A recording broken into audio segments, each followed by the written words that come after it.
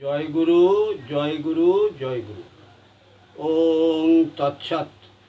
যদা ধর্মর গ্লানির্ভবতি জগতাং ক্ষুবকরণী তদা লোকস্বামী প্রকটিত ভপু সেতুদ্রিগজ শতাং ধাতা সচ্চ নিগম গুণগীত প্রজপতি শরণ্য লোকেশ মম ভবতু কৃষ্ণবক্ষী বিষয়। যে সময়ে জগতে খুব কারণী ধর্মগ্লানি উপস্থিত হয়, তখন যে সর্বজন প্রভু বিগ্রহধারী হইয়া ধর্মসেতু ধারণ করেন, যিনি জন্মরহিত, সাধুজনের ধাতা, স্বচ্ছ, নিগমাদি শাস্ত্রে যাহার গুণ গীত হয়, সেই ব্রজপতি শরণ্য লোকেশ্বর শ্রীকৃষ্ণ আমার নেত্রগোচর হন। জয় গুরু, জয় গুরু। শ্রীমৎ স্বামী নিগমানন্দ সরস্বতী পরমহংসদেব লিখিত প্রেমিক গুরু গ্রন্থ থেকে পাঠ। তব কথামৃতং তপ্ত জীবনং কবিবীরিতং কলমশাপহম শ্রবণ মঙ্গলং শ্রীমদাততং ভুবি গৃহ্ণন্তি তে বুরিদা জনা। জয় গুরু, জয় গুরু, জয় গুরু।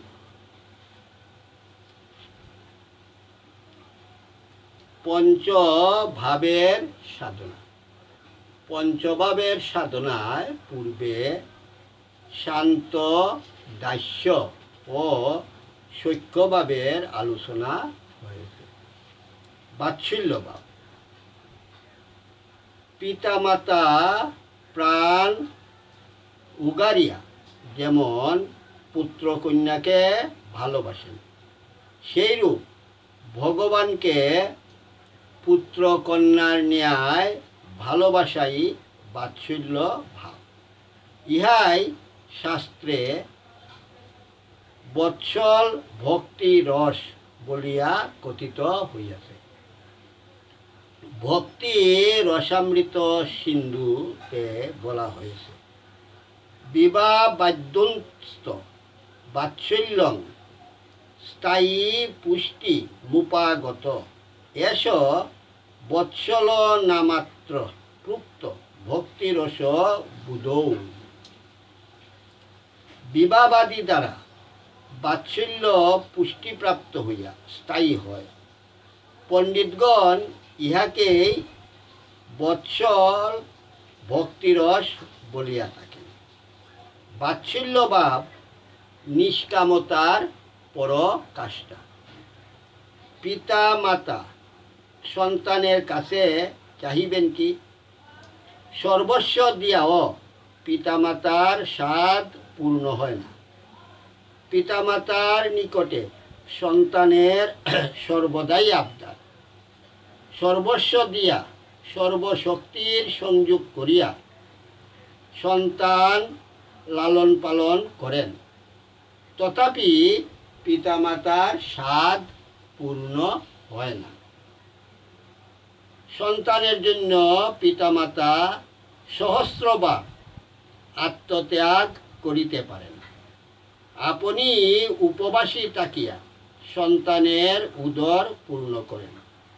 আপনি ছিন্ন বস্ত্র পরিয়া সন্তানকে নববস্ত্রে সুসজ্জিত করেন। আপনি রোগশয্যায় পড়িয়া সন্তানের মঙ্গল কামনা করেন। আশা নাই, আকাঙ্ক্ষা নাই, কেবলই পুত্রের মঙ্গল কামনা। পুত্রের গুণ শ্রবণে, পুত্রের প্রশংসা শ্রবণে পিতামাতার হৃদয় পুলকিত হয়। প্রাণ দিয়াও সন্তানের সুখ সাধনা সম্পন্ন করিতে পিতামাতা আনন্দ বোধ করেন। ঈশ্বরকে এমনই ভাবে ভালোবাসিতে পারিলে তাহাকেই বাৎসল্য ভাব বলে। নন্দ যশোদা ও মেনকার বাৎসল্য ভাব কেবলা ভক্তির অন্তর্গত এবং দেবকী বসুদেবের বাৎসল্য ভাব প্রদানীভূতা ভক্তির অন্তর্গত। বাৎসল্যভাবের ভক্তগণ বলেন, বিশ্বেশ্বর আমার পুত্র, আমার স্নেহের দল, আমি প্রাণের টানে বাৎসল্য ভাবের আকর্ষণে সেবা করিয়া যত্ন করিয়া প্রতিপালন করিয়া সুখী হইব। তাহারা পুত্র জ্ঞানে জীব ও জগতের সেবা করিয়া কৃতার্থ হইয়া থাকেন। বাৎসল্যভাবের ভক্ত আত্মহারা হইয়া যান। মধুর ভাব। পত্নী যেমন পতিকে ভালোবাসে, কান্তের উপর কান্তার যেমন অনুরাগ, ভগবানের উপর তেমনি ভালোবাসার নাম মধুর ভাব। সর্বপ্রকার ভাবের মধ্যে ইহাই শ্রেষ্ঠ। ইহা জগতের সর্বোচ্চ ভাবের উপর স্থাপিত। ভক্তি রসামৃত সিন্ধুতে বলা হচ্ছে, আত্মচিতৈর বিবাবাদ্যই পুষ্টিং নিতা শতাং হৃদি মধুরাক্ষ ভবেদ ভক্তি রসহসৌ মধুরা রতি। আত্মচিত বিবাবাদী দ্বারা মধুরারতি সৎসকলের হৃদয়ে পুষ্টতা প্রাপ্ত হইলে সুখসাধ্য ভক্তিরস বলিয়া কথিত হয়।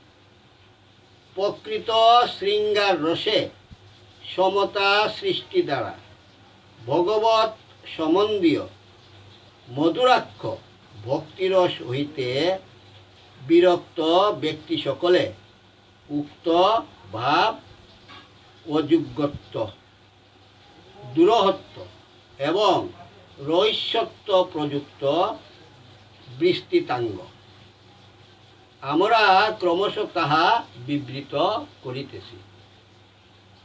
রাধিকাদি গোপীগণ এবং রুক্মিণী প্রভৃতি মহিষীগণ এই মধুর ভাবের আদর্শ বলিয়া শাস্ত্রে কথিত আছে। বিপ্রলব্ধ ও সম্ভোগ ভেদে এই মধুরাক্ষ ভাবভক্তি দুই প্রকার। পণ্ডিতগণ পূর্বরাগ মান ও প্রণয়াদি ভেদে বিপ্রলব্ধকে বহুবিধ রূপে এবং কান্তা ও কান্ত উভয়ে মিলিত হইয়া যে ভোগ করেন তাহাকে সম্ভোগ বলিয়া কীর্তন করেন।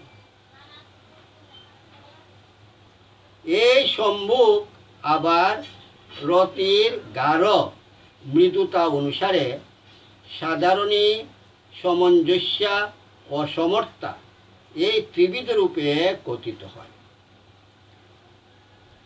যে রতি অতিশয় গাঢ় হয় না, প্রায়ই ভগবৎ দর্শনেই উৎপন্ন হয় এবং যাহা সম্ভোগ ইচ্ছারই নিদান, তাহাকে সাধারণী রতি বলে। গাঢ়তার অভাব হেতু এই রতির স্পষ্টরূপে সম্ভোগ ইচ্ছাই প্রতীয়মান হইতেছে। এই সম্ভোগ ইচ্ছা হ্রাস হইলে রতিরও হ্রাস হইয়া থাকে। অতএব সম্ভোগ ইচ্ছাই স্থানে রত্যুৎপত্তির কারণ। সুতরাং ইহার নাম সাধারণী। যাহাতে পতিতাভিমান বৃদ্ধি হয়, যাহা গুণাদি শ্রবণে উৎপন্ন হইয়া থাকে এবং যাহাতে কখনো কখনো সম্ভোগ ইচ্ছার তৃষ্ণা জন্মায়, সেই রতির নাম সমঞ্জস্যা। আর সাধারণী ও সমঞ্জস্যা হইতে কিঞ্চিত বিশেষ সম্ভোগ ইচ্ছা যে রতিতে তদাত্মা অর্থাৎ নায়ক নায়িকাতে একই ভাব প্রাপ্ত হয়, তাহার নাম সমর্থা।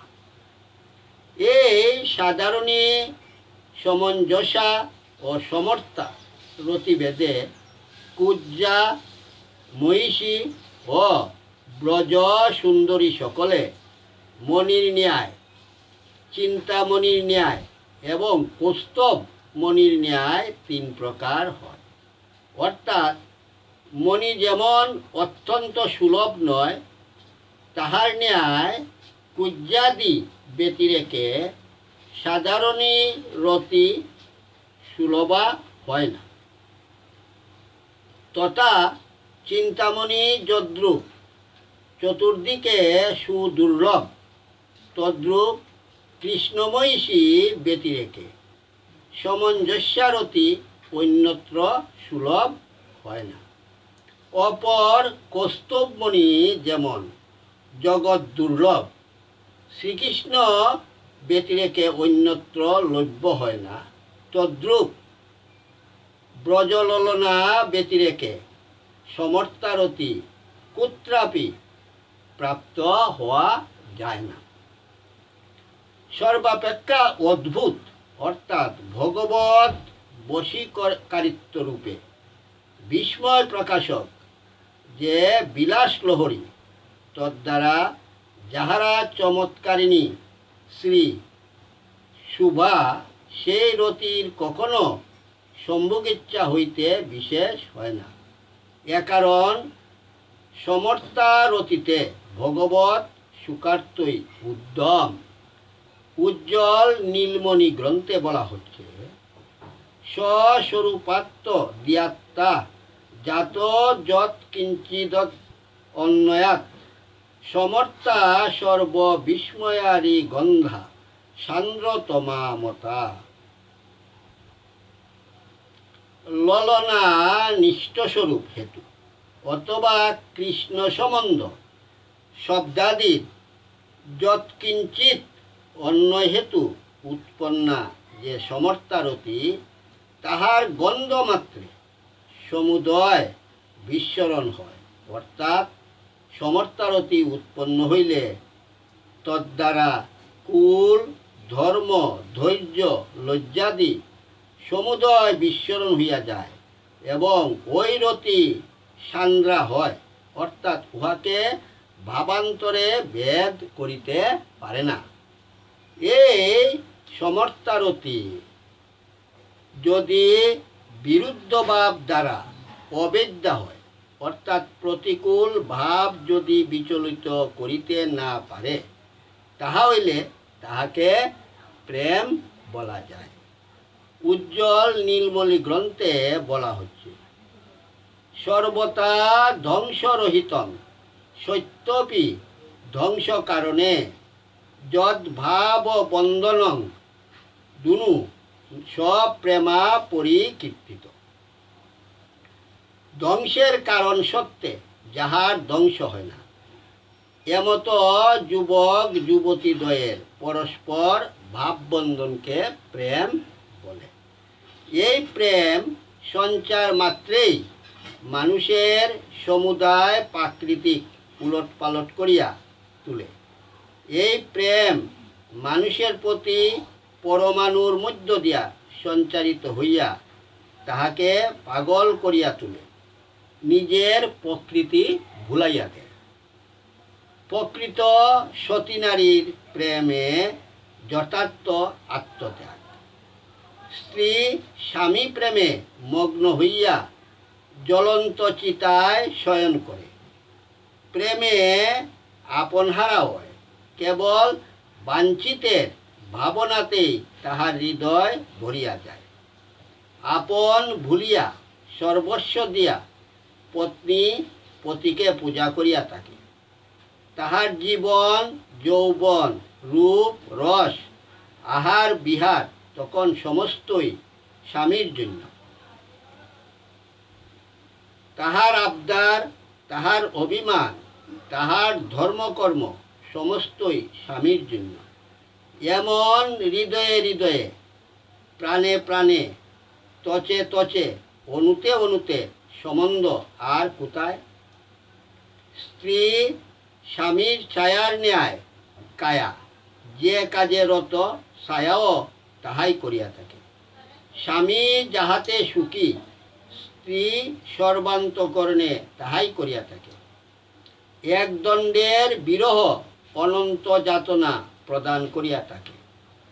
একটু মুখের অবহেলা প্রাণে প্রলয়ের আগুন সৃষ্টি করিয়া দেয়। ডাকিয়া একটু সাড়া না পাইলে নয়নাসারে দৃষ্টি রোধ করিয়া বসে। অন্যের সহিত হাস্য পরিহাস করিতে দেখিলে অভিমানের অনলে দগ্ধ হইয়া যায়। মুহূর্তের বিরহে জগৎ শূন্য অগ্নিময় বোধ হয়। প্রাণ কেবল উদাও হইয়া সে আমার কোথায় বলিয়া প্রাণের ভিতর প্রাণ লুটিয়া কাঁদিতে থাকে। এই স্ত্রীর ভালোবাসা। স্ত্রীর প্রেম লইয়া জীব ভগবানকে ভালোবাসিলে এইরূপ প্রেম তাহাতে অর্পণ করিলে জীব তাহাকে লাভ করিতে পারে। তাই অন্যান্য ভাব হইতে মধুর ভাব শ্রেষ্ঠ। এই মধুর ভাবে প্রেমিক প্রেমিকারা একাত্মতা সম্পাদিত হয়। সুতরাং আপনা হইতেই সমাধির অবস্থা আসিয়া পড়ে। ক্রমে গাঢ়তর সমাধির অবস্থায় চিত্তের বিক্ষেপ একেবারে দূরীভূত হইয়া যায়। তখন ত্রিগুণাত্মিকা বুদ্ধির রজ ও তমের আবরণ প্রায় কাটিয়া যায়। সত্যগুণ অতি প্রবলভাবে আবির্ভূত হইয়া উঠে এবং যতই সত্যগুণের প্রবল অবস্থা হয় ততই রজ ও তম ক্ষীণ হইয়া পড়ে।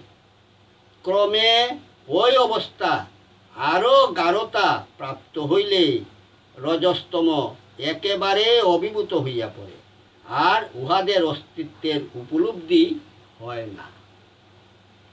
তখন সত্যগুণের অতীব উদ্দীপিত অবস্থা হয়। সেই সময়ে বুদ্ধি ও আত্মার বিবেক জ্ঞান হয়। জীব আর বুদ্ধি যে পৃথক তাহারই উপলব্ধি হয়। সঙ্গে সঙ্গে বুদ্ধি ঈশ্বরের সংযোগ শ্লথ হইয়া পড়ে। এই অবস্থার আরও গাঢ়তা হইলে বুদ্ধি পুরুষের সংযোগ একেবারেই ছিন্ন হইয়া যায়। যে সত্যগুণ জীবের তাদৃশ বিবেক বুদ্ধি জন্মাইয়া দিয়াছিল, সেই সত্যগুণও এককালে অভিভূত হইয়া পড়ে। তখন আর গুণবন্ধন থাকে না। এই প্রকারে প্রেমিককে যতই একাগ্রতা হইবে ততই চিত্তের অন্য বিষয়বৃত্তি নিরুদ্ধ হইবে। তখন একমাত্র সেই প্রেমিক সেই দেয় বিষয়েরই মাত্র জ্ঞান থাকিবে। দেয় বিষয়ের সহিত মাখাইয়া নিজের স্বরূপ উপলব্ধি হইবে। সুতরাং উপাস্য, উপাসনা এবং উপাসক, প্রেম, প্রেমিক ও প্রেমিকা থাকিবে না। তখন জীব স্বরূপে প্রকাশমান হন। তখন তিনি কেবল সেই অবস্থা মাত্রেই অবস্থিত থাকিবেন।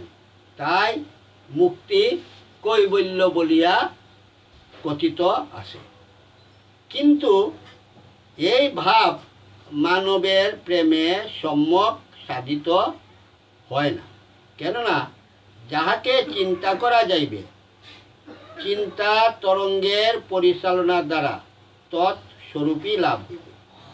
ভগবান শুদ্ধ সত্য, কাজেই তাহাকে মধুরভাবে চিন্তা করিলে শুদ্ধ সত্যে পরিণত হওয়া যায়।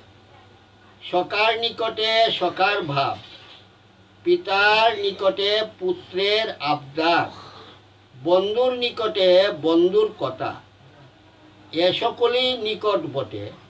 কিন্তু প্রাণের এত অসংকোচ, এমন হৃদয় বিনিময় আর কোথাও নাই।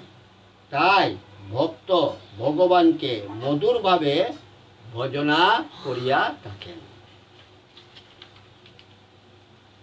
এই পঞ্চবিধ ভাব অনুরাগী সাধকগণের মধ্যে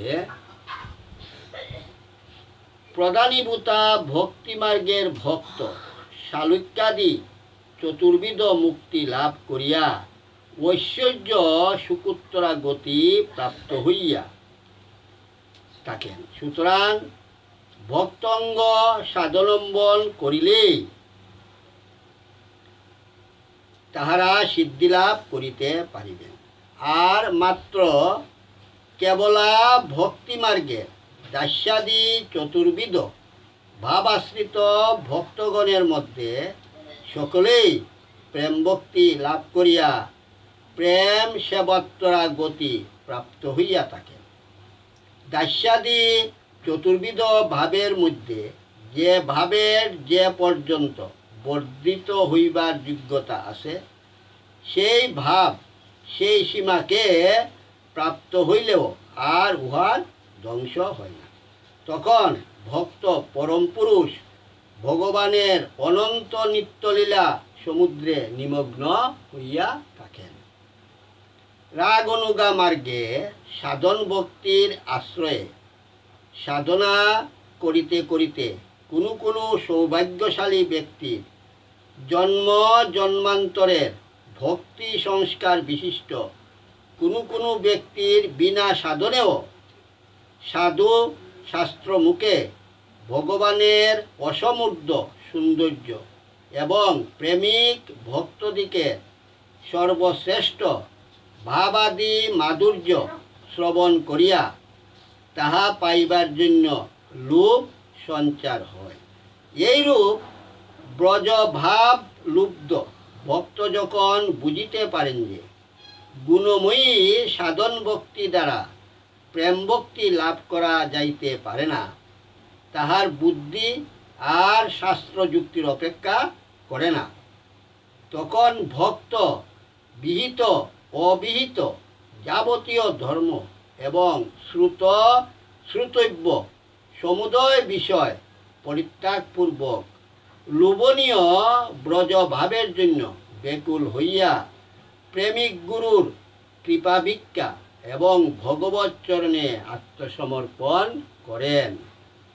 সৌভাগ্যবশত সিদ্ধ প্রেমিক গুরুর দর্শন পাইলে ভক্ত তখন সর্বধর্ম বিসর্জন পূর্বক তদীয় শ্রীচরণ কমলে আত্মনিবেদন করিয়া থাকেন।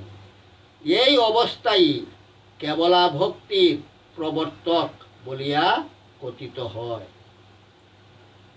শ্রীগুরু ভক্তের ভাবাধ্যক্ষ ও ঐকান্তিকতা দর্শন করিয়া তাহাকে সাক্ষাৎ ভজন ক্রিয়া প্রদান করেন।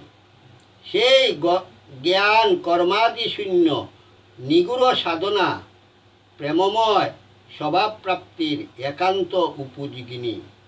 তখন ভক্ত শ্রীগুরুকেই ভগবান মনে করিয়া আপন আপন ভাব অনুসারে তাহাকে আশ্রয় করিয়া থাকেন। ভাব অনুসারে প্রভু, পিতামাতা, ভাই, বন্ধু, পুত্র অথবা স্বামী জ্ঞানে শ্রীগুরুই সেবার একান্ত অনুরক্ত হন। শ্রীগুরুতে এইরূপ স্বাভাবিক অনুরাগ ভাব সাধনার একটি প্রধান লক্ষণ। ব্রজবিহারী শ্রীকৃষ্ণ যেরূপ প্রকট লীলায় ব্রজবাসীদিগের মন প্রাণ অপহরণ করিয়া তাহাদিগকে আপনাতে অনুরক্ত করিয়াছিলেন, প্রেমিক শিরোমণি রাগবর্তুদ্দেশী গুরুও ঠিক তদনুরূপভাবে ভাবলিপ্সু শিষ্যের চিত্তবৃত্তি অধিকার করিয়া লন। তাই তাহারা বেদ লোকধর্ম পরিত্যাগ করিয়া শ্রীগুরুর চরণে আসক্ত হইয়া থাকেন। নিরন্তর অন্তর্মনা হইয়া তদীয় শ্রীচরণ চিন্তাতেই কালাতিপাত করেন। ভক্তি রসামৃত গ্রন্থে বলা হচ্ছে, কৃষ্ণং শরণ জনঞ্চাস্য শ্রেষ্ঠং নিজ সমীহিতম তত্তৎ কতারতাশ্চাসৌ কুর্যাশ্বাসং ব্রজে সদা। শ্রীগুরু একাধারে ভক্ত ও ভগবান, তাহার অন্তরে ভগবান, বাহিরে ভক্তবান। তাই ভাবাশ্রিত ভক্তগণ গুরুদেবকেই ভগবত বুদ্ধিতে চিন্তা করেন। এইরূপে গুরু চিন্তা হইতে ভক্তের মনোময় সিদ্ধদেহের ক্রমশ পরিপুষ্ট হইতে থাকে। যেরূপ তৈলপায়ী কীট ভ্রমর বিশেষের নিরন্তর পরিচিন্তনে পূর্বরূপ পরিহার করিয়া তৎসারূপ্য প্রাপ্ত হয়, তদ্রূপ বাবাশ্রিত ভক্ত নিয়ত শ্রীগুরুর স্বরূপ চিন্তা করিয়া প্রেম সেবা উপযোগী মনোময় দেহ লাভ করেন। বাবাশ্রিত ভক্তিতে প্রায়ই মহিম জ্ঞান থাকে না, ইহাতে প্রীতি মমতার আধিক্য থাকে। যেরূপ ব্রজবাসীগণ আমাদের জ্ঞানে অসংকোচে শ্রীকৃষ্ণের সেবা করিতেন, সেইরূপ ভাবাশ্রিত ভক্তগণ প্রিয় বন্ধু জ্ঞানে অকুণ্ঠ চিত্তে শ্রীগুরুর পরিচর্যাদি করিয়া থাকেন। প্রেমানুরোধে তাহারা গুরুদেবতার সহিত পান ভোজন ও বা শয়ন করিতেও কুণ্ঠাবোধ করেন না। বাবাশ্রিত ভক্তগণের ভগবত সেবা দুইভাবে সম্পাদিত হয়, এক বাহ্য, অপর মানস। তাহারা যথা অবস্থিত বহি শরীরে সাধকরূপে ব্রজলোকে শ্রীরূপ সনাতনাদির ন্যায় ইন্দ্রিয়গণ সাহায্যে শ্রীগুরুর সাক্ষাৎ সেবা করিয়া থাকেন এবং অন্তর্চিন্তিতা বিষ্ট অর্থাৎ মনোময় দেহে অন্তর্মুখী ইন্দ্রিয় বৃত্তি সমূহ দ্বারা সিদ্ধরূপে ব্রজলোকে শ্রী রূপমঞ্জুরি প্রভৃতির ন্যায় শ্রীকৃষ্ণের সাক্ষাৎ সেবা করে। এইরূপ সাধনক্রম হইতে ভক্তচিত্তে রতির উদয় হয়।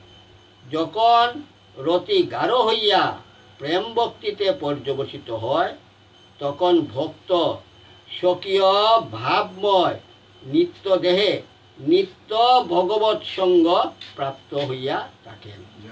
বাবাশ্রিত ভক্তগণ জ্ঞান কর্মাদি ভক্তিবাদক বিষয়সমূহ পরিত্যাগ করিয়া থাকেন, তথাপি ওই সমুদায় জ্ঞান কর্মাদির ফল তাহাদিকের নিকট আপনা হইতেই উপস্থিত হয়। ভক্তিদেবীর দাসীস্থানীয়া সর্বসিদ্ধি তাহাদিকের সেবা করিতে অগ্রসর হয়, কিন্তু ব্রজ ভাব লুব্ধ ভক্ত তৎসমুদয়ের প্রতি আদর প্রকাশ করেন না। তাহারা সর্বদা ভগবানের মাধুর্য সাগরে নিমগ্ন থাকেন।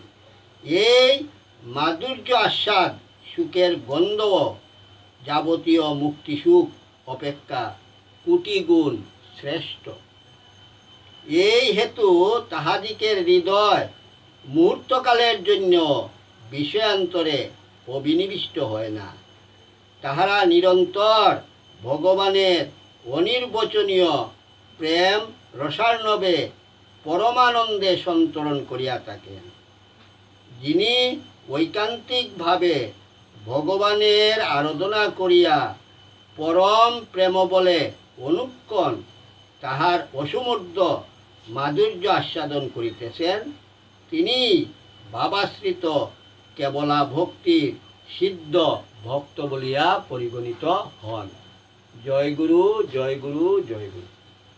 ওং পূর্ণমদ পূর্ণমিদং পূর্ণাৎ পূর্ণমদচ্যতে পূর্ণস্য পূর্ণমাদায় পূর্ণমেবাবশিষ্যতে।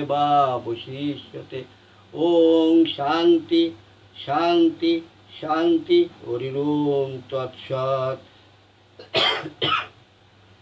যদস্করং পরিভ্রষ্টং মাত্রাহীনং চ যদ্ভবেৎ তৎসর্বং কর্মতাং দেব প্রসিদো পরমেশ্বর। ধ্যানমূলং গুরুর্মূর্তি পূজামূলং গুরুর্পদম মন্ত্রমূলং গুরুর্বাক্যং মোক্ষমূলং গুরুকৃপা তমেব মাতা চ পিতা তমেব বন্ধুশ্চ সখা তমেব বিদ্যা দ্রবিণং তমেব সর্বং মম দেব দেব। জয় জয় শ্রী গুরু প্রেমানন্দে হরি হরি বল। জয় জয় শ্রী গুরু প্রেমানন্দে হরি হরি বল। জয় জয় শ্রী গুরু প্রেমানন্দে হরি হরি বল। হরি বল হরি বল হরি হরি বল।